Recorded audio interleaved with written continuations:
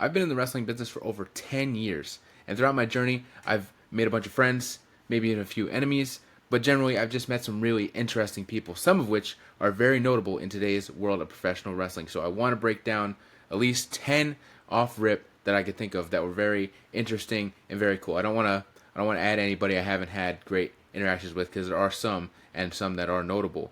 But I don't want to add them in here. I don't want to generate that negativity. So everyone on my list here is people that I've had great experiences with, some of which are even friends. This isn't everybody that I've met that is kind of notable, that's on WWE programming or AEW programming or a legend.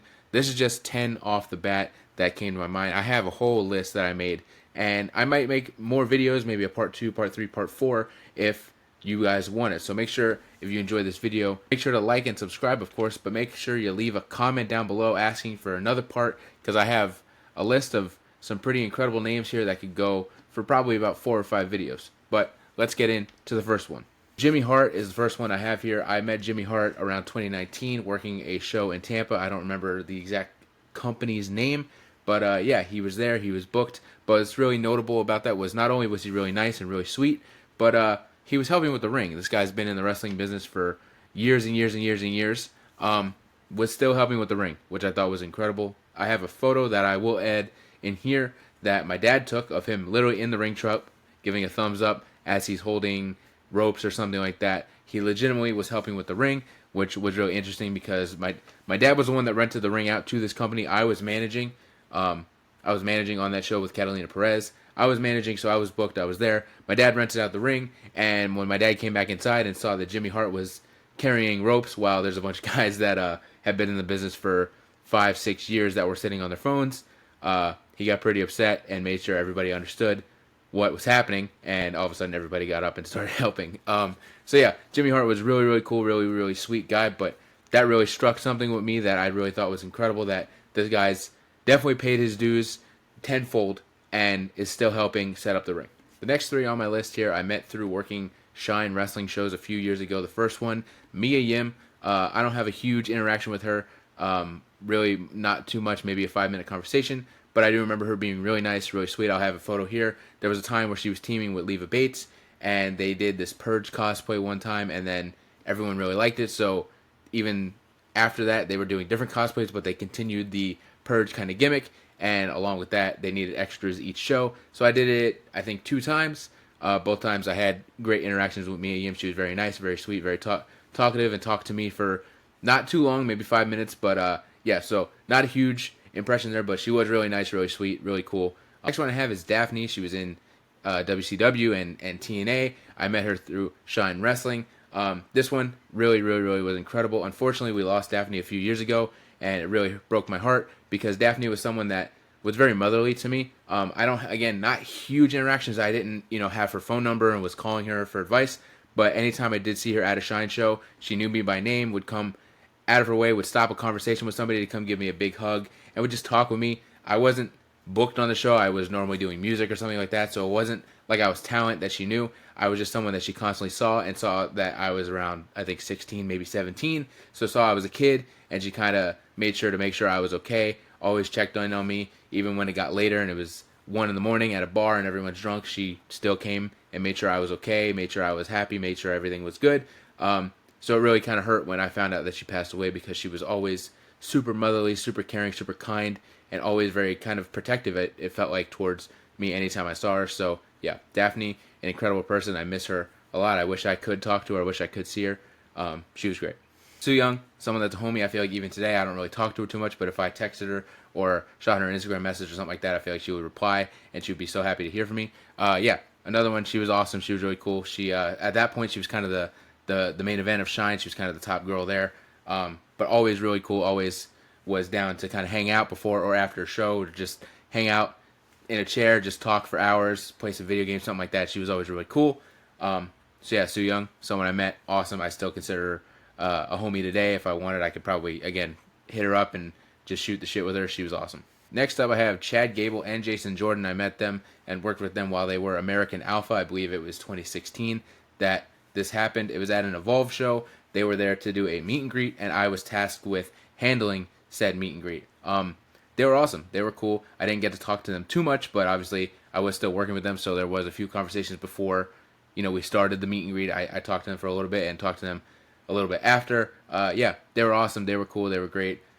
Fans were really happy to meet them. I have a photo, not with them, but you can see I'm there in a suit handling business. I think I was talking to my friend Alex, who was also there with like a person that had purchased a ticket for the meet and greet, and I was trying to help figure out whatever the issue was or whatever it was. But yeah, in general, Chad Gable, Jason Jordan, they were cool as hell. Awesome experience working with them. They were awesome. Drew McIntyre, or at the time that I worked with him, Drew Galloway. Again, Evolve show. I wasn't on the show. I was just there kind of doing music and things like that. But there was a time we did an Evolve show, and it was in Orlando. He had left, and I think I was cleaning out the locker room after the show, and I noticed kind of like a trench coat jacket was there, and I realized, okay, this is Drew McIntyre's jacket. I didn't have his number or anything. I literally just was like, how do I get in contact with this guy? So I basically just tweeted, hey, Drew, I think you left your jacket at the venue, as wild as it is. I literally had no other way to contact him, so I'm like, the only way I can do this is maybe if I tweet at him. I tweeted at him. He instantly was like, holy shit, dude, I totally forgot that there.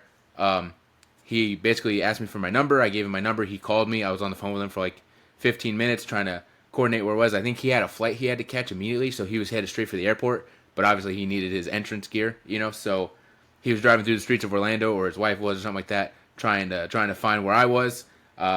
We met up, things like that. He followed me on Twitter. And every time after that, he still follows me on Twitter. I think I still have his number, even though I'm not going to text him or call him, but it's still kind of cool. I have his number still.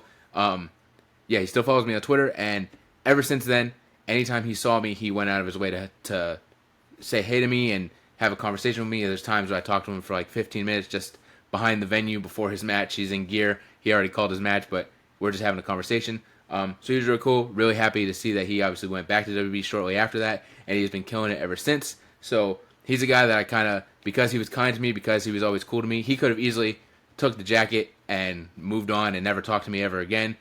Didn't have to follow me on Twitter. Didn't even have to get my phone number.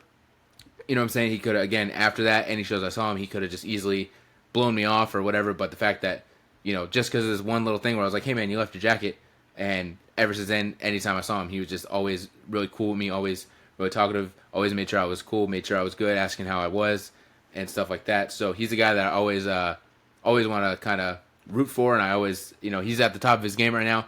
I want him to win the World Heavyweight Championship. I want him to do everything because I think that was just really cool, and it kind of shows that he's actually a really, really cool person. So, yeah. Next up on my list, a legend himself, Mr. William Regal. Again, I think it may have even been the same Evolve show or just the same venue, but he was there. I think he was doing a seminar.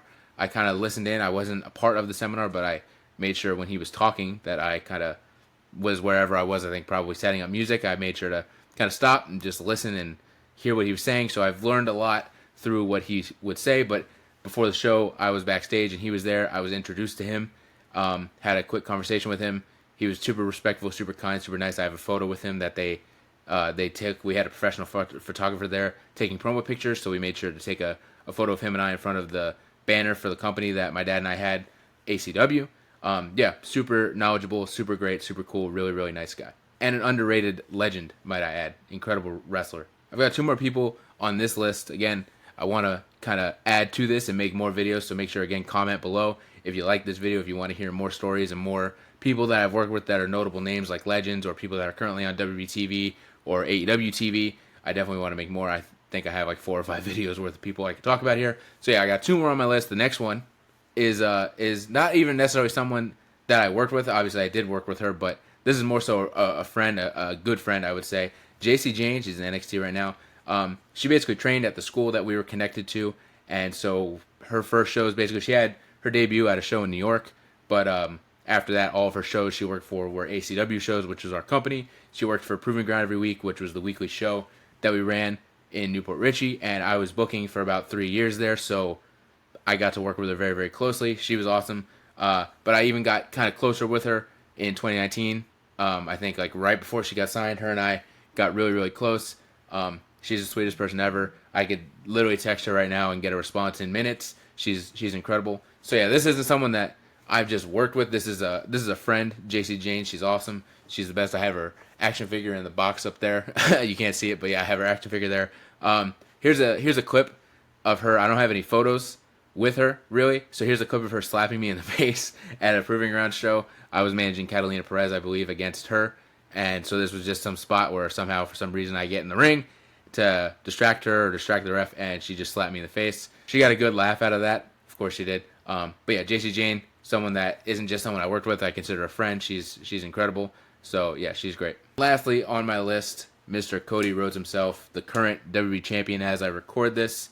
Again, Evolve show right when he left WWE the first time there, around 2017. The first shows that he worked once he left WWE were 2 Evolve shows, one in Maryland, one in New York. I was there that weekend. Same thing, I was kind of doing music, but I don't know who it was, but somebody, maybe I just put it upon myself, tasked myself, or someone tasked me with, I truly don't know, with the task of kind of managing his meet and greet. He had 2 meet and greets, one each day. And again, I don't know if I just didn't see someone doing it, so I jumped in, or if someone gave me that role. But yeah, I was kind of managing his meet and greet, which in a way, he was kind of stuck with me for the weekend, or I was stuck with him for the weekend, whichever you want to say. Because I was kind of the only person he really kind of knew that wasn't just on the roster or the promoter. So anything he needed, he asked me. He kind of stuck around me, or I stuck around him just to make sure he was good. I wanted to kind of treat him well. I knew it was his first kind of indie shows, at least for years and years. So I kind of wanted to make sure if he needed a water or something, I got it for him. If he needed new Sharpies, I got it for him. Anything like that. So yeah, the same thing. 2 days, I was kind of Cody Rhodes' buddy, which is kind of cool. I have a photo that we made sure to take there with that professional photographer that was there. Yeah, he was really, really cool. Again, I didn't talk to him too much. I talked to him, whenever he needed me, and a little bit before and after the meet and greet, or in between shows or whatever. But I didn't sit there and just talk to him for hours and hours and hours. So my experience with him, obviously he was great with me and he was cool, but I really saw how great he was with the fans. I saw him meet hundreds of fans between both days. He took his time with everybody, signed whatever they wanted, took photos however many times they wanted with whoever they wanted in the photo. Yeah, he was just really great. I do remember a cool little memory. I think this was right before he was supposed to be on Arrow. You may remember he was on Arrow there as a special guest a few times. I think it may have been the second time that he was supposed to be on Arrow. The episode hadn't come out yet, but he had filmed it. And I do remember a fan going up and asking him about it and trying to get some information, some news that they can, hold on to before the episode come out about what his character's doing and stuff like that. And he was like, "Oh, I can't really say anything." And I remember him just being like, "Oh, I can't say anything." And then he was like, "You know what? Screw it. I can't really say anything, but I'll show you something." And I remember him pulling out his phone, and he legitimately showed this fan like a 2-minute clip of a scene that he filmed a couple weeks before or whatever. And I was kind of standing there, so I was kind of standing there being, security, but I was also kind of like watching to see. I didn't really watch Arrow at the time, but I was still really intrigued to see, what he was showing her. So I don't remember exactly what it was. It was something in a warehouse that he was filming, but I was making sure I kind of was looking over and watching the clip along with them. So yeah, he was awesome. He was great to me for those 2 days. He was incredible. He knew me by name. Always made sure to make sure I was okay. Again, he was doing a meet and greet. His hands could have been hurting. He could have been tired, but he would always go out of his way to make sure I was okay. He would say, "Are you good? Do you need anything? Or are you, do you need to tag out with somebody?" Like, just the fact that I'm literally just standing here, bro. All I'm doing is, checking somebody's ticket and going, "Okay, what do you have? You have a ticket for one autograph. What are you getting signed? This belt? Okay, this Funko Pop, or whatever it was, this action figure. Okay, cool. That's all I'm doing." But the fact that he went out of his way to make sure I was okay and I was good and I was comfortable, incredible. So he was really cool with me. He was incredible with the fans. So yeah, Cody Rhodes, awesome guy. Obviously, at the top of his game as I record, he is the WWE champion. So he's doing great for himself, and I think that goes to show that being a good person does pay off in the end, because he's at the top of his game. So that's my video. I hope you all liked it. Make sure to leave a comment if you want to see more. Again, I have multiple names that I can kind of raffle through here of people I've worked with and have known throughout my time in professional wrestling. Like, comment, subscribe so you stay up to date with what I'm doing. I appreciate y'all. Jimmy Hart, Mia Yim, Daphne, Sue Young, American Alpha, Drew McIntyre, JC Jane, William Regal, Cody Rhodes, all people that I had great experiences with. Some, again, like JC Jane, who I consider a friend. Some others that I just kind of met, like Mia Yim, who I just kind of met and had a few quick conversations with, but was really great. But overall, all really, really good people from what it seems. Really cool to work with them. So, yeah, I'll see y'all in the next video. Thank you once again for watching.